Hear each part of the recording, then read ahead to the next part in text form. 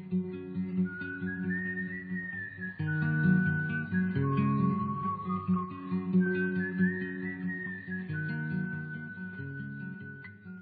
before we go into Luke 23, I might want to just say that a solution to the difficulty we observed in the last session may have been discovered. The problem of the second person who confronted Peter when he denied the Lord the second time. Remember I said that this person is said to be another person that is other than the first girl who spoke to him. And they said, you're also of them. This is Luke 22:58. And Peter said, man, I am not. Indicating that this other person was a man, not a woman.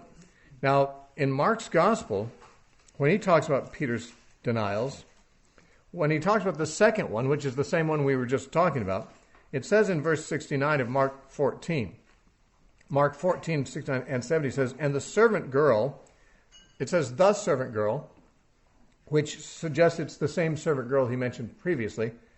The servant girl saw him again. This also suggests it's the same girl. She saw him before and said this, and now the girl saw him again and was still convinced. So she began to say to those who stood by, this is one of them. Now this is important. She began to say this, but he denied it again. Now, if she began to say this, there may have been some ongoing communication. She may have been saying it to a crowd, and it may have been a guy in the crowd then confronted Peter, said, you're the one. It may be that several people, through this girl's beginning to say this about him, got on the bandwagon and said, I think he is the one, and so forth. And there may have been, in particular, a guy who was in his face about it, to whom Peter said, man, get out of my face. I don't know the man. That is to say, just because the girl, the same girl, in fact, may well have been the one who started up the second confrontation, she may not have at all been alone in it. She may have stirred up others, including a man who may have taken the lead in accusing him, and therefore his response may have in fact been to that man. This is perhaps requires a bit of ingenuity, but it's not at all impossible. And I had said in the previous lecture I couldn't think of any solution, but that just shows the shortage of my imagination. There are ways that these things can be sometimes explained so as to actually remove the difficulty. You see, in Matthew's Gospel, in Matthew 27, the second occasion is verse 71. It says, and when he had gone out to the gateway, another girl saw him and said to those who were there. Now, Mark said it was the same girl, saw him again. But you see, if there were a crowd of people, there may have been the same girl said this, and another girl confirmed it, and another guy got on the bandwagon, and Peter had to, finally, when he spoke up, address the guy who was the loudest and most vociferous accuser. These are possibilities. These, to my mind, it's not an unlikely scenario at all, and it would make all the passages work okay.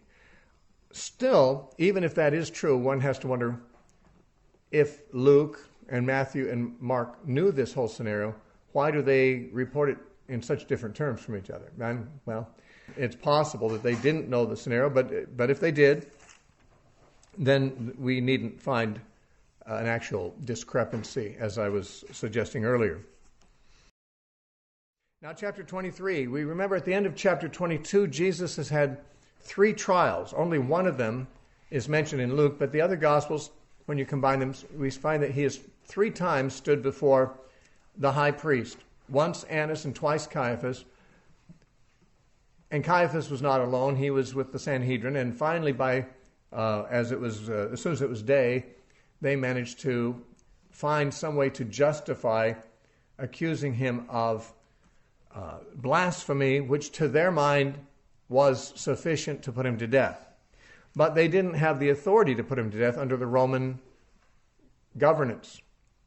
Judea was a province of Rome. They had been conquered by Rome 100 years earlier, and they were living under Roman law, and the Romans did not allow the Jews to put people to death.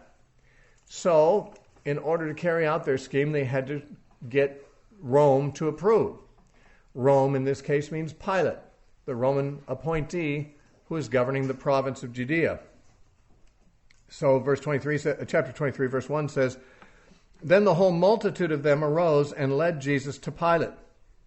And they began to accuse him, saying, 'We found this fellow perverting the nation and forbidding to pay taxes to Caesar, saying that he himself is Christ, a king.'" Now, everything here is a lie. Jesus was doing nothing to pervert the nation. He was telling people to turn the other cheek. He was telling people to love their neighbor. He was telling people to forgive. He was telling people to not be hypocrites, but to be just and merciful. If this is perverting the nation, then I don't know what good teaching would be for the nation. I don't know how you'd seek to improve the nation. Jesus was doing nothing that anyone reasonably could say was perverting anybody. Now, they say specifically he was teaching that they shouldn't pay taxes to Caesar. This was an outright lie. They had asked him that very question. Is it lawful to pay taxes to Caesar or not? Tribute to Caesar or not? And he said, ultimately, render to Caesar what is his, and to God what is his. Jesus apparently was saying, yeah, if the money's Caesar's, give it to him. That's just the opposite of forbidding it. So they didn't care what he said. They just wanted to report what they wanted to report, and they paid no attention to the truth. And saying that he himself is Christ, a king. Well, in private, Jesus had a couple of times mentioned that he was Christ to the woman at the well and to his disciples at Caesarea Philippi, but these accusers were not there to hear it. We have no record of Jesus ever saying such things publicly. It certainly was not his manner to go around publicly saying, I'm the Christ, I'm the king. He wanted people to figure that out for themselves, or more properly, to have the Father reveal it to them. Even after Peter said, you are the Christ, the Son of the living God, he said, the Father revealed that to you. Now don't tell anyone. So, Jesus was the Christ. He did not deny it. But he certainly wasn't going about stirring up the crowds like some of the false messiahs did, trying to make themselves out to be the Christ so that people would follow them in a revolution against Rome. And yet that's exactly the impression these Jews are trying to give to Pilate. We find, though, that it didn't really stick with Pilate. And I said earlier in an earlier lecture when we were talking about the triumphal entry, the people proclaiming Jesus to be the king, that's just the kind of thing that the Romans normally would want to, put down quickly. These uprisings, these popular Messiah uprisings against Rome. And it can hardly be that Pilate was unaware of it. He knew that he was ruling a volatile province. Everyone knew Judea was an ungovernable people. And he had soldiers everywhere keeping their ears open, looking for evidences of any kind of budding plot against Rome. Certainly a public display like that of the triumphal entry would not have been unnoticed. In fact, I dare say that there had to be soldiers of the Romans, or spies of the Romans at least, observing it and reporting on it. But what looked like it could become suddenly a public uprising, Jesus didn't let it happen.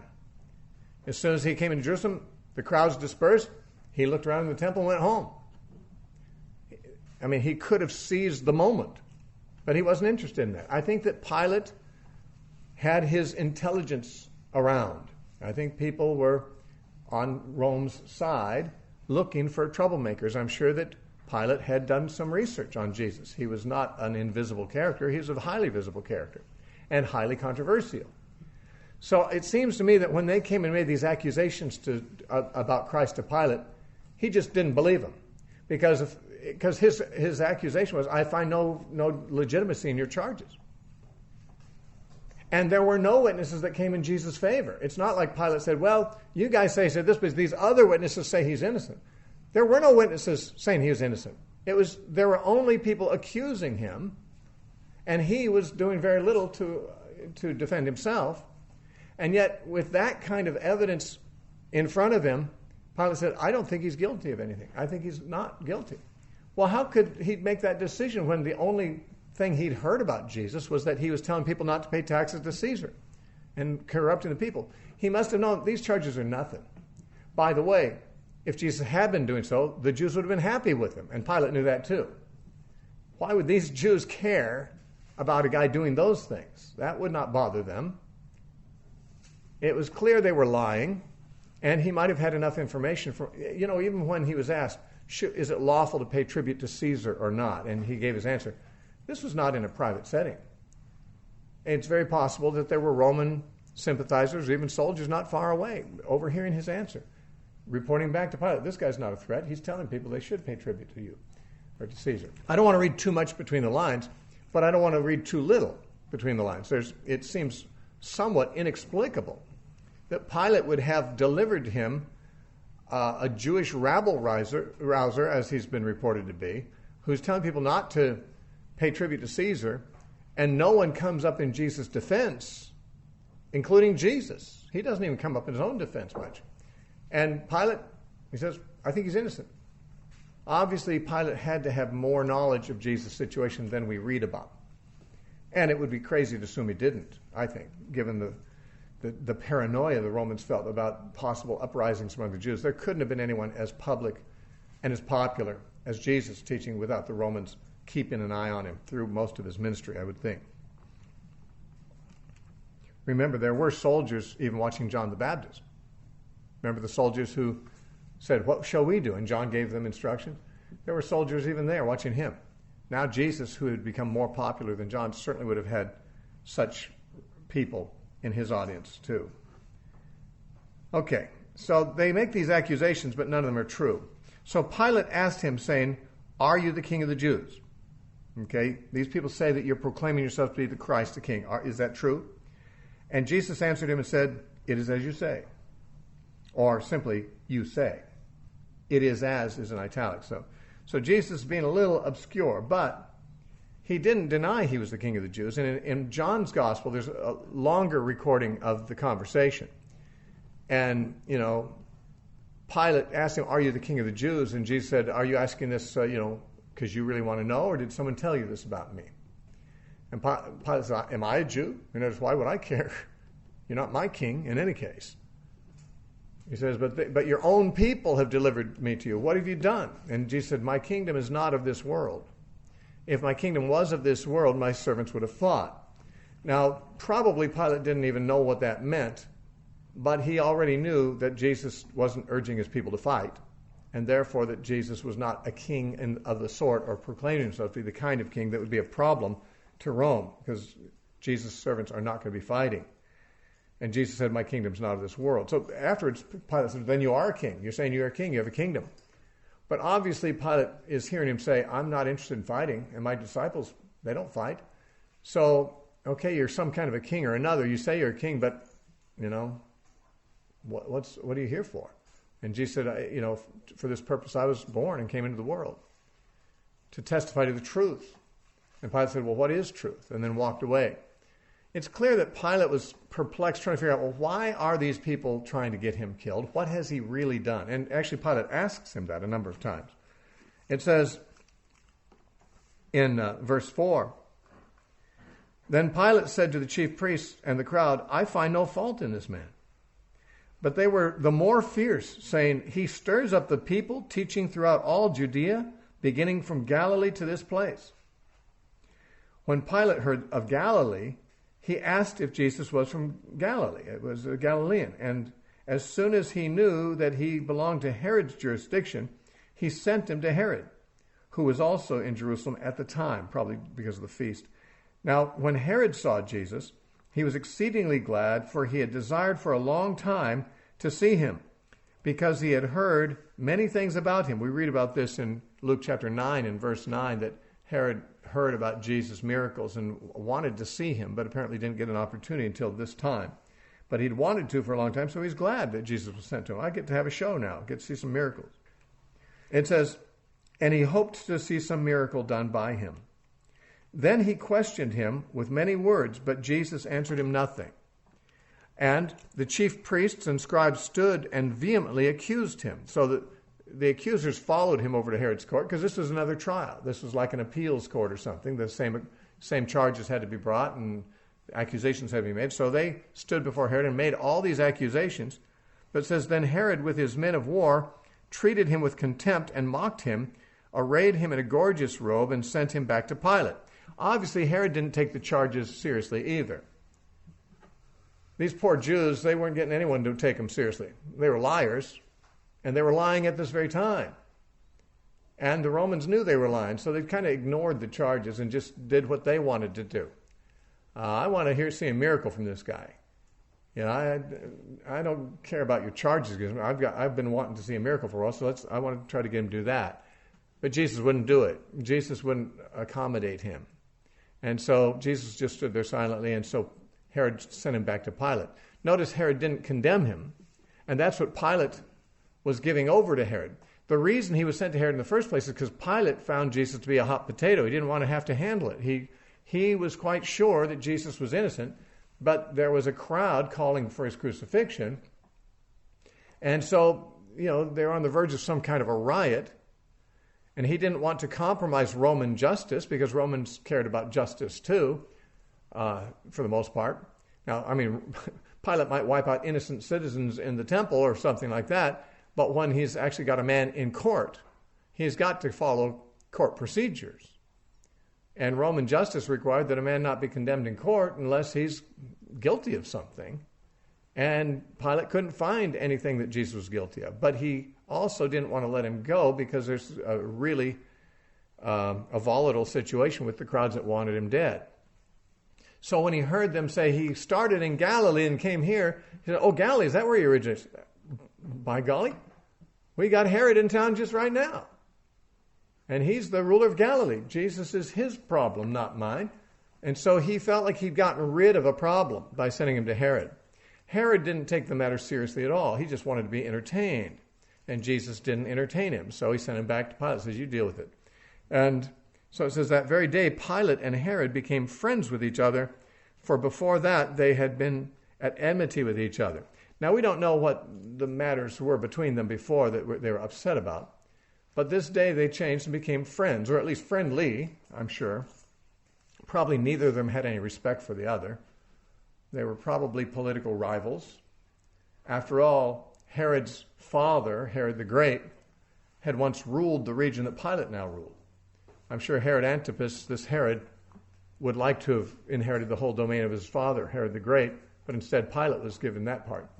And so there's a sense in which Herod could easily have thought, Pilate is given rule over the area that I should have inherited from my father. And I'm sure there was bad blood between them. It may not be that they had a hot war going on, but maybe just a cold war. Maybe they didn't like each other. But they did more after this. They became more friendly after this. Why? Well, that's not ever stated. Luke doesn't tell us why it is. But he doesn't make it sound like it's just a coincidence. It makes it sound like as a result of all this, they became friends. Perhaps they both became friends because they failed to do the right thing and they both had the same guilty conscience over the matter. When you're partners in crime, misery loves company, and misery of conscience loves company too.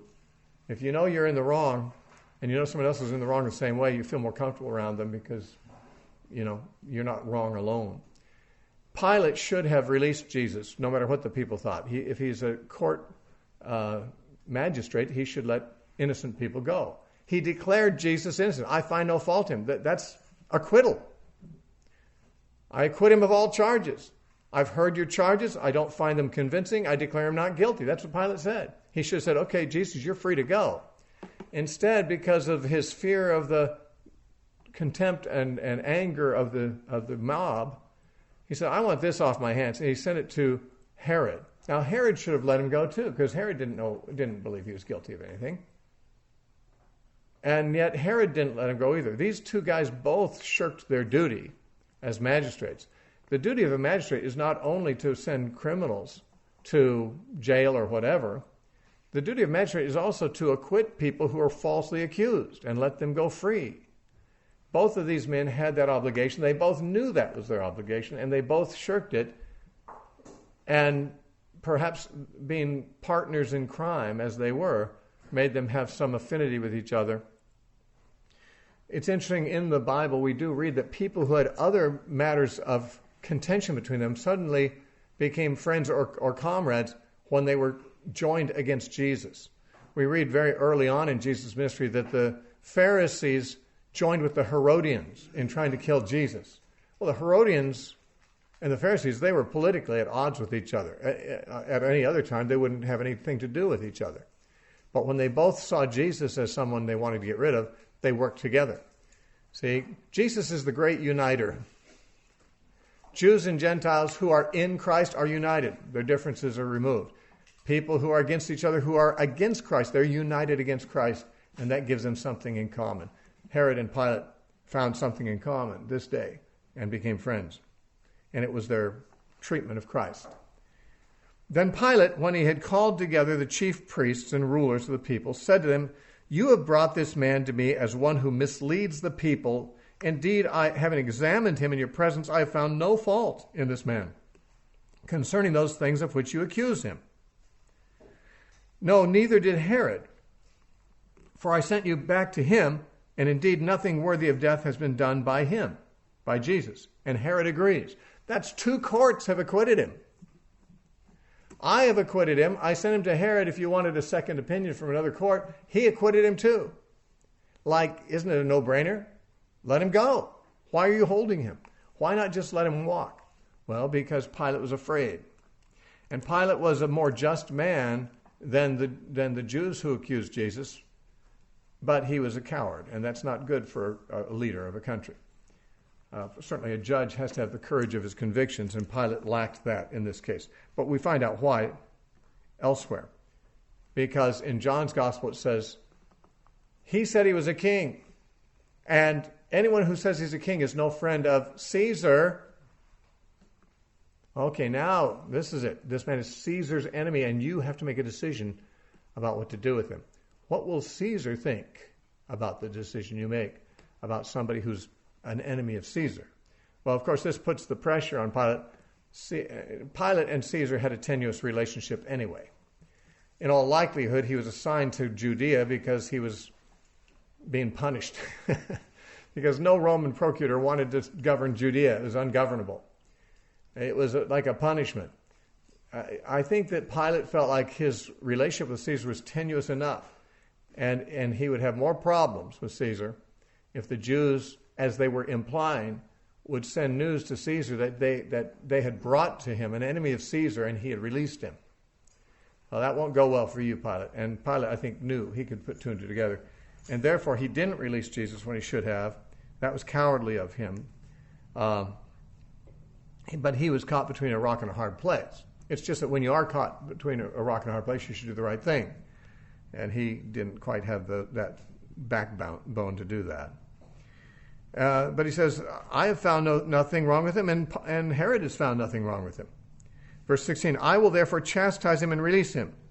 Chastise him would mean flog him. That would be serious. The 39 lashes is something that few men would want to endure in a lifetime, and few men could endure it twice and survive it. It was a very severe beating, as Mel Gibson's movie, The Passion of the Christ, illustrates by drawing that out very long in the movie and showing the gory details, probably fairly accurately. That's chastising. That's not condemning. That's what you do to an innocent man. Pilate, he's innocent, but I'll chastise him for you. If that'll, you're bloodthirsty people, will that be enough blood for you? Will you let me off the hook then if I punish him that way? But they wouldn't even settle for that. Now it says in verse 17, for it was necessary for him to release one to them at the feast. And they all cried out at once, saying, away with this man, and release to us Barabbas, who had been thrown into prison for a certain insurrection made in the city, and for murder. Pilate, therefore, wishing to release Jesus, again called out to them. But they shouted, saying, crucify him, crucify him. And he said to them the 3rd time, why? What evil has he done? I have found no reason for death in him. I will therefore chastise him and let him go. But they were insistent, demanding with a loud voice, or with loud voices, that he be crucified. And the voices of these men prevailed. The Textus Receptus says, and of the chief priests. That particular phrase is missing from the older manuscripts, but doesn't matter. It's the crowd, certainly instigated by the chief priests. So Pilate gave sentence that he should be, as they requested, killed. And he released him to them he released to them the one they requested, which was Barabbas, who for insurrection and murder had been thrown into prison. But he delivered Jesus to their will. Now, there's an irony about this, of course. There was this policy Pilate had. He may have inherited it from his predecessor, we don't know. But to keep the Jews happy, one of their fellow Jews who had been arrested for political crimes or whatever, would be released at the Passover season, just to show the clemency of Rome. And the Jews got to decide which political prisoner they wanted to release.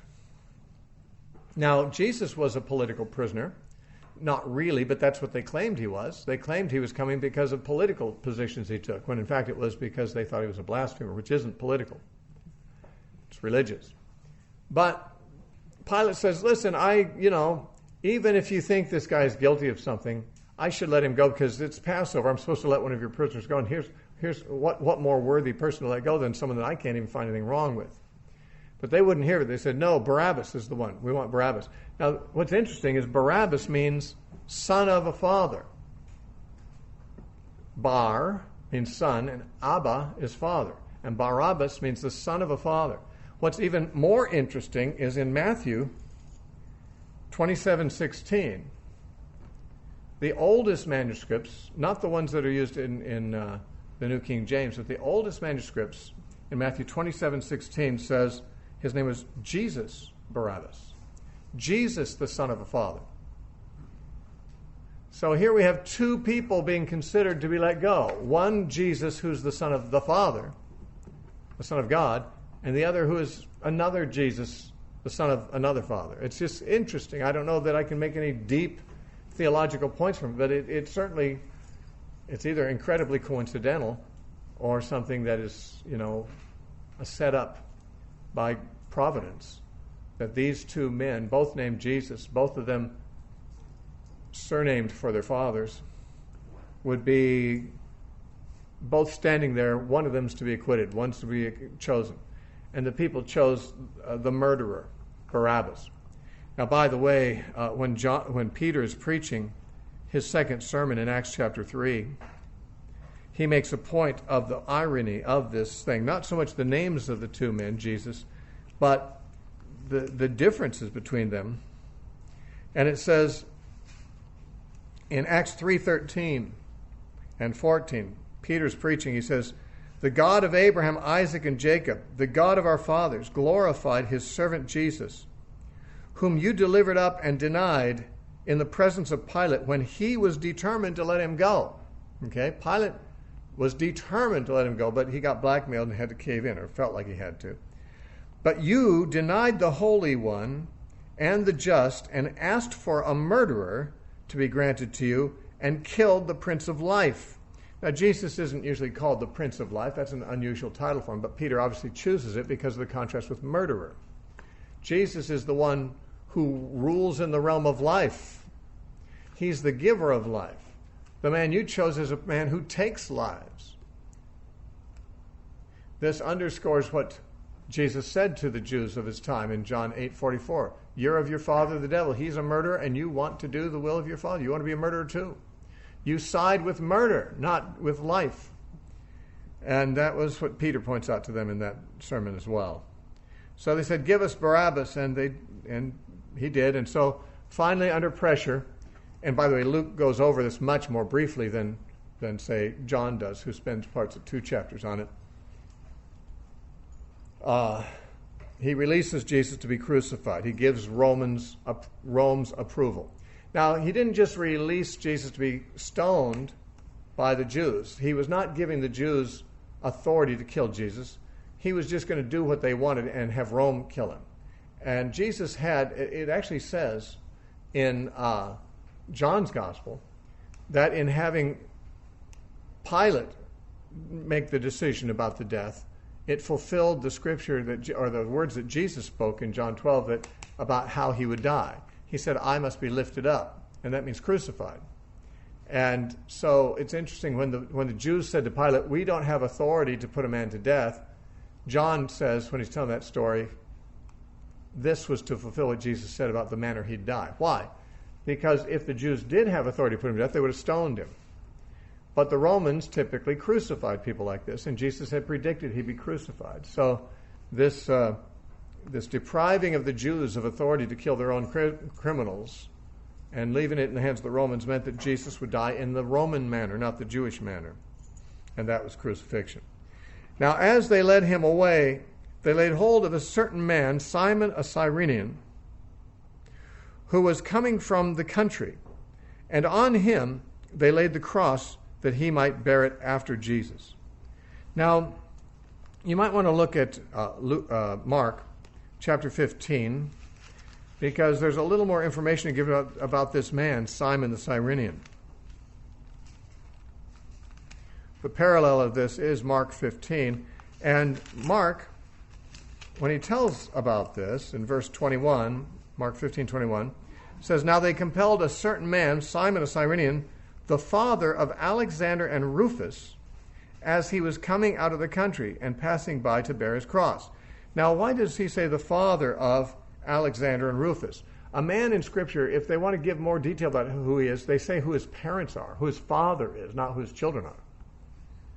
If there were lots of Simons around, and there were, it'd be more reasonable to say Simon, son of so-and-so. After all, Jesus referred to Peter that way. Simon bar Jonah. Simon, son of Jonah. But Mark doesn't say Simon, the son of so-and-so. He said Simon, the father of these two men, Alexander and Rufus. Now, Mark was writing, as we believe, his gospel to readership in Rome. And therefore, we probably should assume that the Roman Christians were familiar with Alexander and Rufus as probably members of their church, the sons of this Simon. Now, whether Simon was in the church or not, or maybe he had died and was not known to those people in Rome because he had died, or maybe he had never gone to Rome. But it would appear that Alexander and Rufus, his sons, had migrated to Rome and were in the church of Rome. And so Mark, in identifying this man more particularly to his audience, mentioned his sons, which presumably means that his readers would be people who knew his sons. Now, when Paul later wrote the letter to the church in Rome, in Romans 16, he sends greetings to a number of people who lived at the church in the church of Rome. And in chapter 16, verse 13, Paul says, "Greet Rufus, chosen in the Lord, and his mother and mine." Now, here's a Christian in the Roman church named Rufus. Mark seems to know of a Christian in the Roman church named Rufus and his brother Alexander, and they were the sons of this man Simon who carried Jesus' cross for him.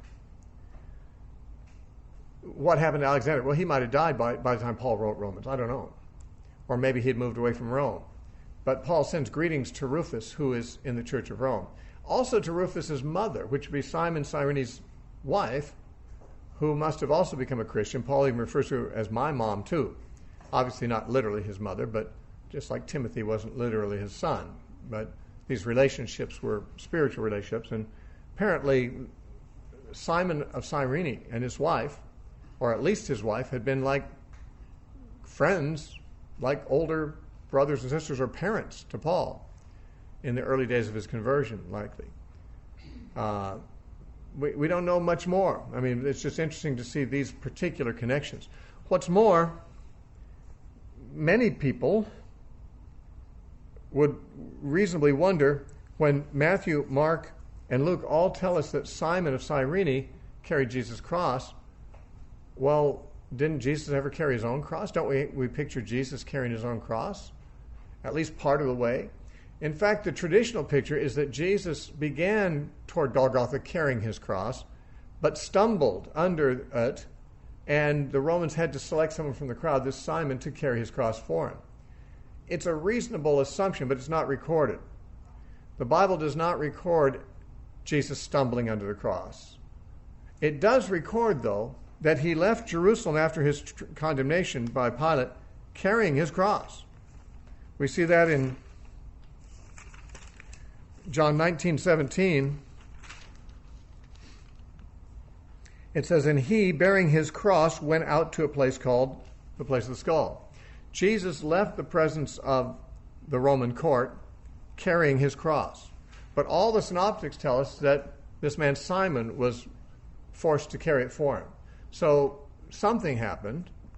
Jesus didn't get all the way there before someone else took over the load. Now, it's the idea that Jesus stumbled and couldn't carry his cross is the traditional picture we get, and it may very well explain this phenomenon. That would be one reason.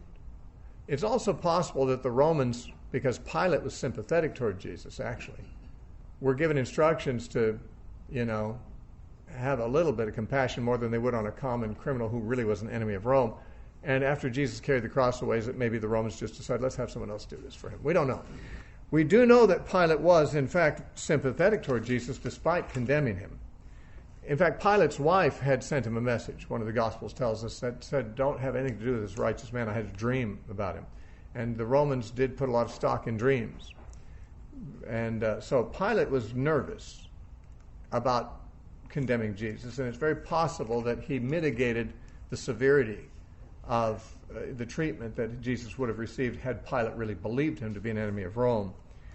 We don't know. But they, instead of Jesus carrying the cross all the way, all three synoptics, including Luke here, tell us that someone else carried the cross at least part of the way. Verse 27, and a great multitude of the people followed him, women who also mourned and lamented him.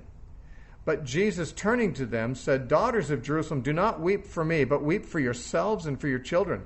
For indeed the days are coming in which they will say, blessed are the barren and the wombs that never bore, and the breasts which never nursed. Then they will begin to say to the mountains, fall on us, and to the hills, cover us. For if they do these things in the green wood, what will they do in the dry? Okay. This little pericope is not found elsewhere than in Luke. This is Luke's unique information that tells us about a conversation. Jesus, apparently, though very badly beaten, no doubt exhausted from being awake all night and being beaten on the face and whipped and all that, still was conscious, still had his wits about him enough to actually make this comment to the women that were weeping. Now, these women who were weeping were probably not professional mourners, because you didn't usually hire professional mourners to mourn for a political criminal who's going to be crucified. They were probably really sympathetic. They really saw this was an injustice. Some of them might have been people who had received healings, or their children had received healings from him. These were people who were crying for him because they pitied him. And he said, you shouldn't really be pitying me right now. I mean, not that I'm not a worthy object of pity, but actually it's going to be far worse for you and your children. What's going to be far worse for them and their children?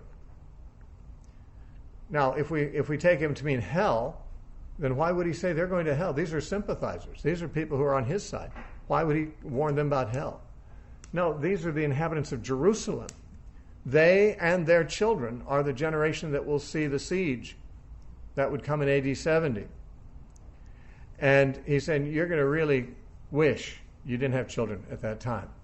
Josephus tells us that some of the people actually ate their children during the siege because they were starving. It was a horrendous thing. They suffered much longer than Jesus did on this particular day. Don't worry about me. I am going to get through this. You guys, on the other hand, you're going to really wish you'd never had kids. You're going to really you should be weeping for yourself and your children.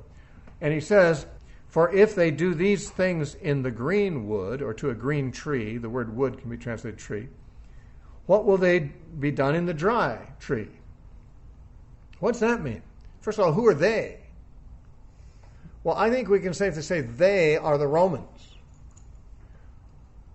Well, what were they doing to a green tree? They were crucifying Jesus. He's the green tree. A green tree is a living tree. A tree that is presumably fruitful. He was a living, fruitful tree, bearing fruit. Jerusalem, on the other hand, had ceased to be a living tree. It was a dried up old tree. It produced no fruit.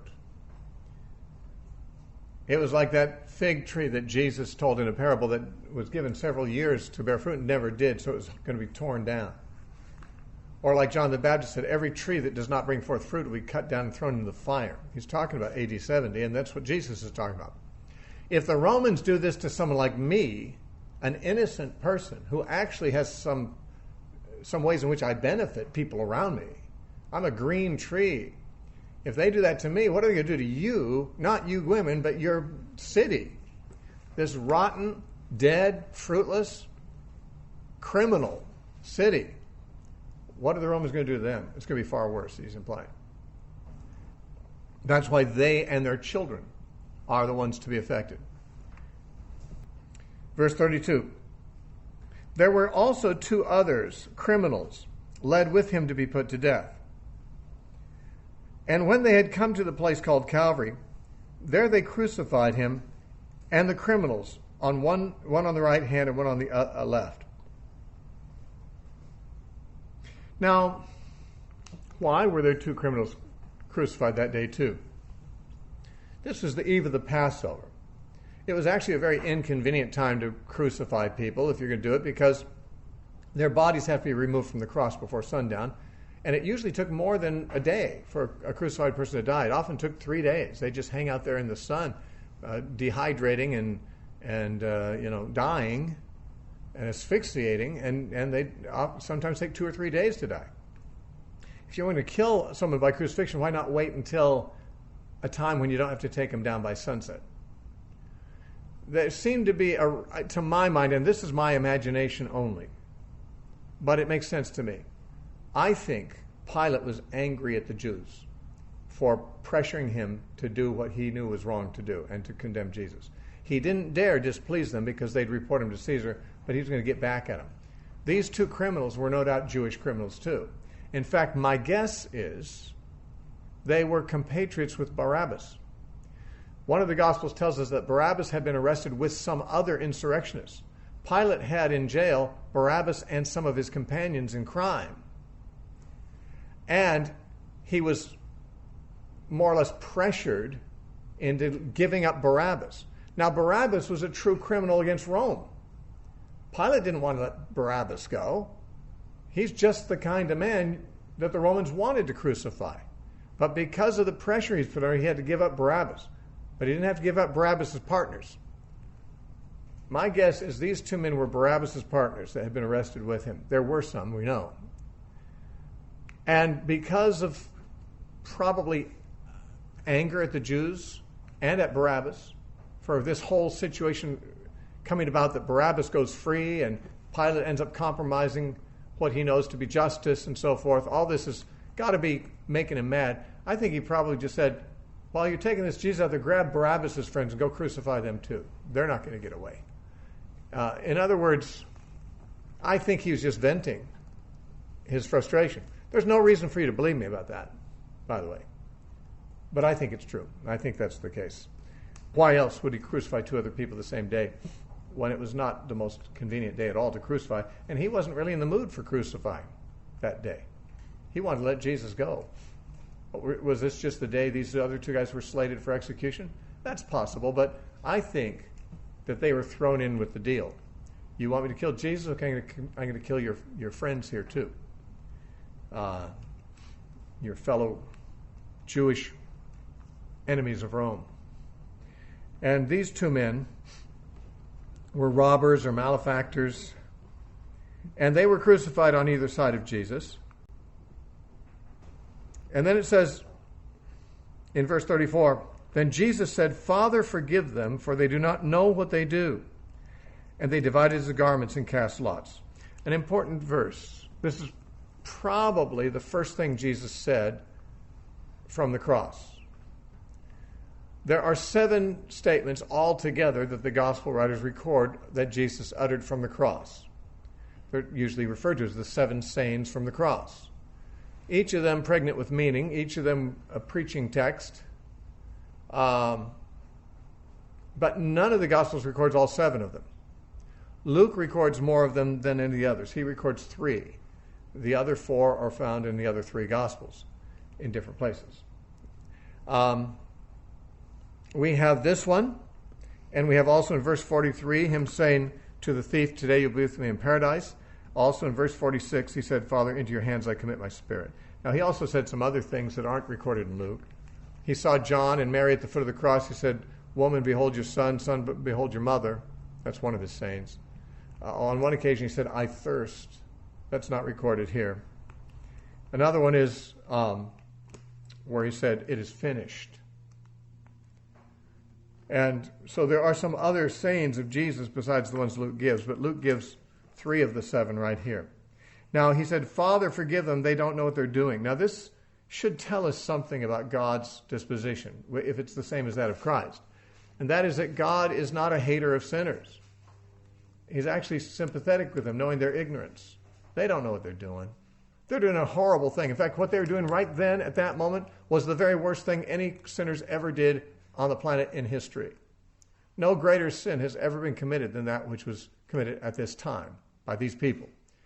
And Jesus was sympathetic toward them. He said, Father, they don't know what they're doing. Forgive them. If this is true, what sins would he not forgive? Jesus was the friend of sinners, as he was accused of being. And if Jesus was, so is God. God's the friend of sinners. That's why he sent Jesus to rescue them. He could have just left them to their fate. But God loves sinners, and he recognizes ignorance. Peter later said to the Jews when he was preaching to them in Acts chapter 3, I know you did it in ignorance, as did your fathers, or not your fathers, your leaders, who crucified Jesus. So Peter recognized they didn't know what they're doing either. Now they knew they were doing the wrong thing, certainly, but they didn't know how wrong it was. Certainly they were not to be just excused as if they weren't sinning. They did have to be forgiven after all. Forgive them means they're doing the wrong thing. They're not innocent here, but they're not as guilty as you and I know they are, Dad. We know what they're doing. They don't know the importance of this. So we simply see, in the case of someone killing you unjustly and torturing you and flogging you, having this attitude, well, I know you don't realize how serious this is, what you're doing. I'm praying for your forgiveness. And Stephen, the first martyr, had exactly the same attitude when he was being stoned unjustly by, frankly, the same group, essentially, unless Jesus is talking about the Romans here, which is possible. But it was the Jews who condemned Jesus, also condemned Stephen. And when he was dying, he said, Lord, do not lay this sin to their charge. Just the same thing, this forgiveness of his enemies. It's remarkable. Jesus said his disciples must, like himself, do good to his enemies, love his enemies, and so forth. And here we see him doing just that. Now, it says at the end of verse 34, they divided his garments and cast lots. Jesus had 2 garments. I think John tells us this in more detail. One of the Gospels does. Jesus had 2 garments, a regular robe such as anyone wore, and then they had a cloak that would be thrown across the body when they're walking around, but people would wrap it around them like a coat when it's cold, or even sleep under it. They had their regular garment that's more like a regular robe, and then this cloak that was versatile. And the cloak that Jesus had was apparently just ordinary rough cloth like any peasant Jew would have. It wasn't worth much, but cloth was worth something. So the soldiers were told elsewhere there were 4 centurions at the foot of the cross. They divided that cloak 4 different ways, tore it into 4 pieces and gave each a piece. So that cloth had some value. Better, divide it up than just throw it away. But the robe that Jesus wore was apparently the gift of someone who was very generous and very wealthy, because the Bible says it was a very costly robe. It was woven seamlessly from the neck all the way down. So it was a woven garment, not sewn together or anything like that. It's a more difficult, more costly way to make a garment, and so probably some admirer of his who had some money, provided this garment for him. And the soldiers didn't want to tear it into pieces. It was worth too much. So they said, okay, we'll divide up his cloak 4 ways, but this garment, we're going to have winner takes all on this one. And so they gambled for it.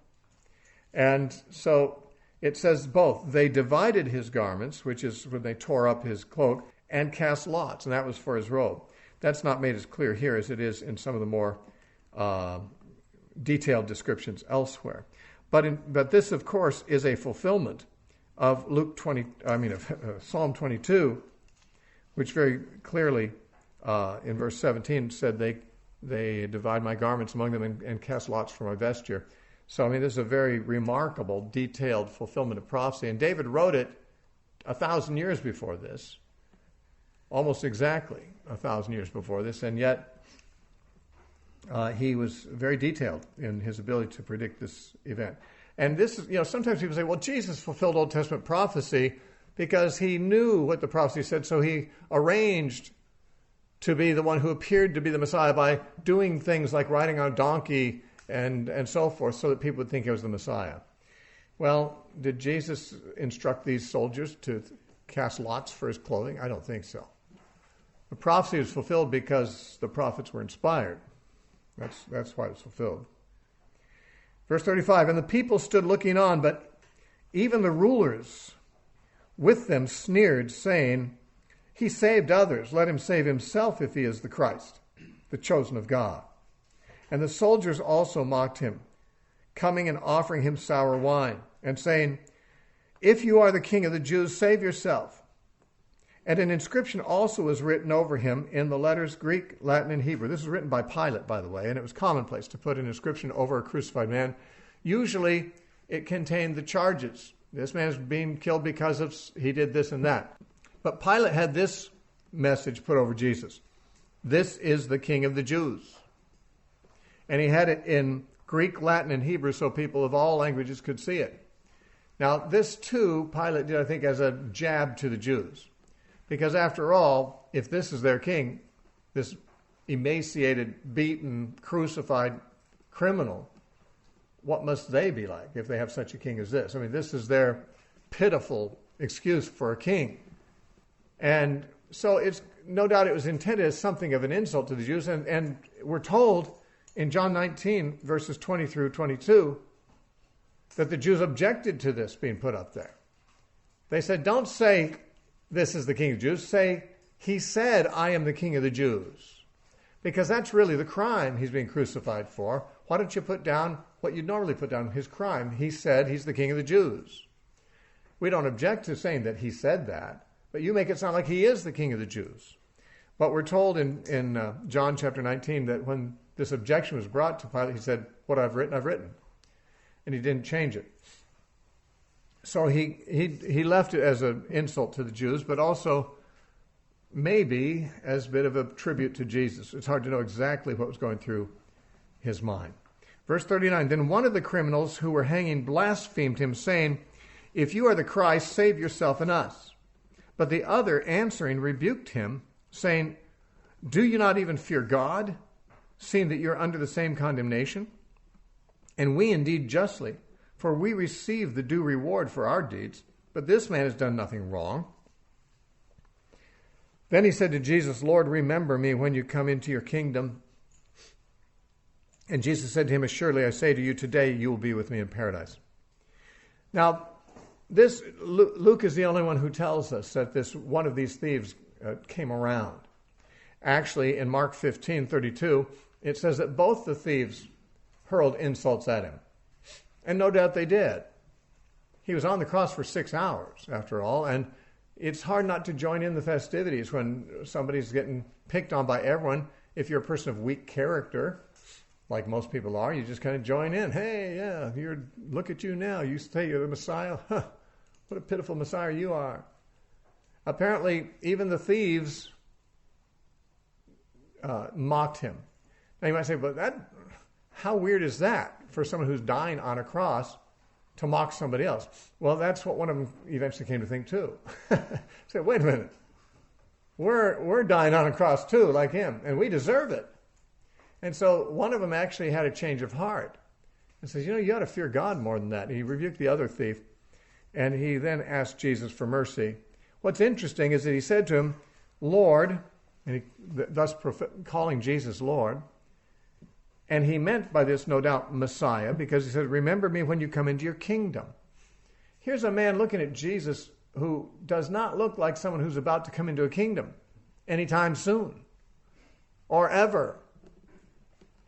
Now, when Jesus was roaming around the countryside, healing and doing miracles, for people to say, oh, you're the King of the Jews. I want to be in your kingdom. That would be not too surprising. But here's a man who is not a believer a few hours earlier, And all he has seen of Jesus is Jesus hanging on a cross, obviously very near death, and says, I believe you. I believe you have a kingdom.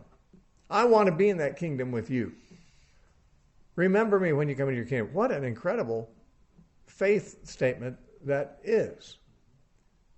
Much more than for you or me, because we know Jesus rose from the dead. Did this man know Jesus rise from the dead? I doubt it. He probably never heard Jesus predict it. And seriously, you don't ever assume anyone's going to rise from the dead if you see them die. This man could only have believed Jesus on the basis of him being convinced that Jesus knew what he was talking about. And even though it couldn't be imagined how he could ever come into a kingdom from the state he was now in, yet the man must have felt like, Jesus, you're credible to me. If you say so, I believe you. Lord, remember me when you come into your kingdom. That's actually a very good thing to say for a dying person, because that's our only hope, of course, is for God to remember us, for Christ to remember us after we die. This man barely got in, but Jesus said, you're in. He said, assuredly I say to you, today you'll be with me in paradise. Now, this raises one question that's been debated. Did they go immediately that day to paradise? Mostly we say yes, because Jesus said, today you'll be with me in paradise. There are some, and especially the Seventh-day Adventists are the ones who usually came up with this argument. They say that, well, there's no punctuation in the Greek. You could put the comma one word later, so that Jesus says, assuredly I say to you today, comma, you shall be with me in paradise. But that Jesus is not saying you'll be with me in paradise today, but I'm saying it to you today. Someday, in the resurrection of the last day, you'll be with me in paradise. And I'm telling you that today. This day where it doesn't seem likely at all, I'm telling you this day, you will be with me in paradise. And so some have felt that Jesus is not affirming that they went immediately that day to paradise, but he's simply saying, I'm telling you that today. There will be another day when you will be with me in paradise, but today I'm giving you that assurance before you die. At this day where it seems so unlikely. There's a possibility of that. I'm skeptical of that change of punctuation for the simple reason that Jesus never said it that way before. He often said, verily, verily, I say unto you. But on no other occasion did he say, verily, verily, I say unto you today. So this would be a difference in his normal way of speaking, and I don't know that we're expected to assume it so. But for those who believe that there's no soul survival, even of the saved, after death, this is one solution for them to a passage that would otherwise be problematic for them. There are people who think that when you die, your soul is just asleep or non-existent or unconscious until the resurrection, but then you'll come back alive. And those are the ones who would find it probably more likely to put the comma one word later in this particular statement, after the word today. 44, and it was about the 6th hour, and there was darkness over all the earth until the 9th hour. 6th hour by Jewish reckoning is noon. The day begins at 6 in the morning. The 6th hour is noon. The 9th hour is 3 in the afternoon. That's the second half of Jesus hanging on the cross. These other things apparently happen in the first 3 hours, because Mark tells us in Mark chapter 15 that when Jesus was crucified, it was the 3rd hour. Mark 15:25 says, now it was the 3rd hour and they crucified him. That'd be 9 in the morning. So Jesus was crucified the 3rd hour, that's 9 in the morning. And after this conversation with the thief on the cross, it was the 6th hour, that's noon. And then he died the 9th hour. So he's on the cross 6 hours from 9 till 3. Now the reason it mentions this period between the 6th hour and the 9th hour is because the sun was darkened during that time.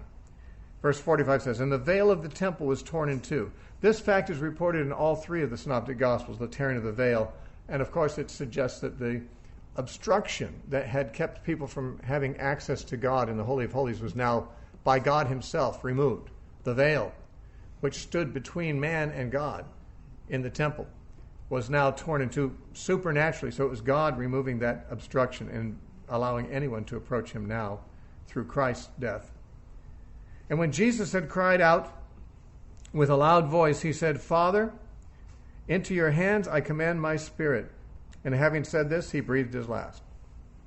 This, by the way, is a quotation from the Psalms. Much of what Jesus said is a quotation of the Psalms. This is from Psalm 31 in verse 5. Into your hands I commit my spirit. This has the meaning very much like the child's prayer in English. Now I lay me down to sleep. I pray this, dear Lord, my soul to keep. I put my spirit in your hands. If I should die before I wake, I pray, dear Lord, my soul to take. It's when children are taught to pray at bedtime, they're often told to commit the keeping of their souls to God while they sleep. And that is what Jewish children were taught to pray too. And although Psalm 31 was not written as a child's prayer, the Jews did adopt it as a child's prayer. And Jewish parents taught their children this childhood prayer at bedtime. It was a bedtime prayer. Father, into your hands I commit my spirit. It's almost certain that Jesus would have learned this at his mother's knee and prayed it at night when he was a little boy. And his mother, who stood at the foot of the cross, no doubt heard him, and in all likelihood remembered teaching him that prayer. And, of course, recognized that that was his final prayer before he died as well, as his soul was now being commended into the hands of God. Now, when the centurion saw what had happened, he glorified God, saying, certainly this was a righteous man. Now, in Matthew 24:54, the guard said this was the Son of God, and that's a significantly different reading. But Matthew's writing for Jews and Luke for Gentiles, and that may have something to do with it. A son of God, if he didn't mean the Son of God in the Trinitarian sense, and how would the Roman know that? How would the Roman have any sense of the Trinitarian doctrine of the divine sonship of God, Christ, and so forth?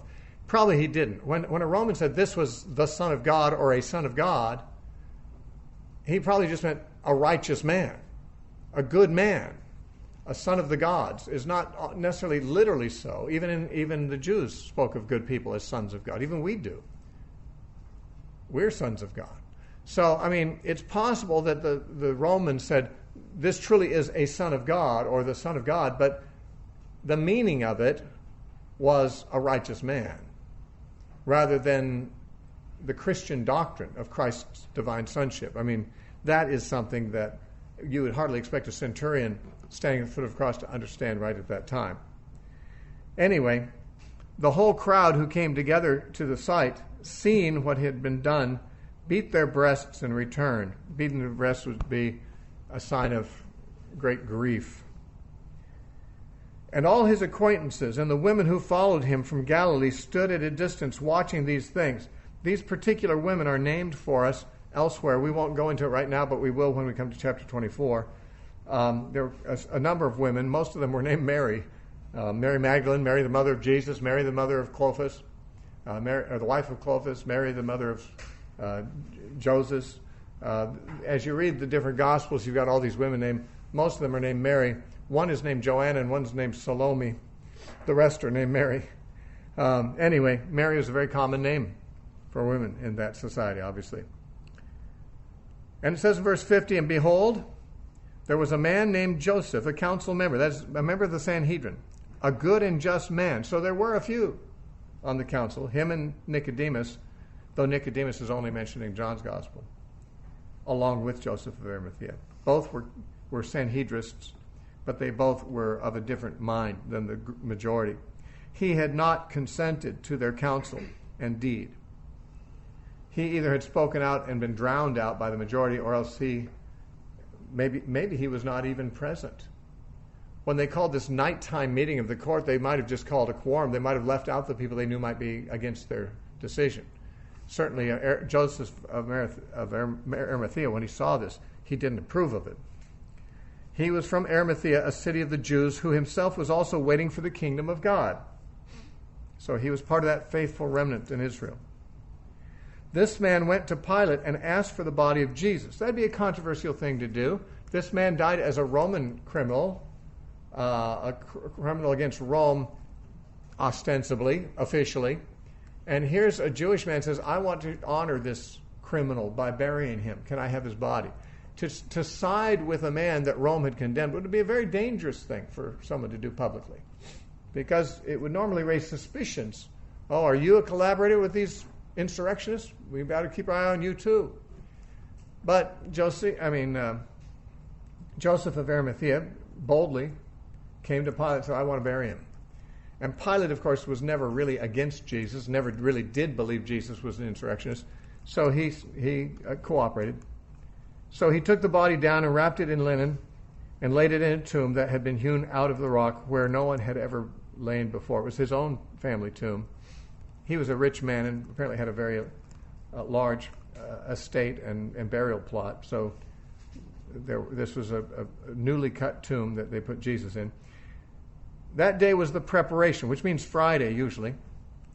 The preparation is the technical day name for Friday in the Jewish culture. Although this could have been a different preparation, many think it was a special preparation, which was the first day of the Passover week, and that could be called a preparation also, even if it wasn't a Friday. But actually, the Jews always spoke of Friday as the preparation because they were preparing for the Sabbath every week. And so that's the technical name for Friday in the Jewish speech. So without any other qualifications being given, Luke would be understood to be saying this is Friday, this happened. Though there are other theories about what day it was. And the Sabbath drew near. And the woman who had come with him from Galilee followed after, and they observed the tomb and how his body was laid. Then they returned and prepared spices and fragrant oils, and they rested on the Sabbath according to the commandment. Okay, they couldn't anoint his body on the Sabbath, that's not allowed. But he was buried just before sundown on the Sabbath. They didn't have a chance to really show their respect, so they had to rest on the Sabbath, and then Sunday morning they would be able to come, or even Saturday night after sundown, but that wouldn't have been convenient. So Sunday morning they'd come back intending to show their respects to the dead body, but they didn't find a dead body when they came Sunday morning, and that's what we read about in the next chapter.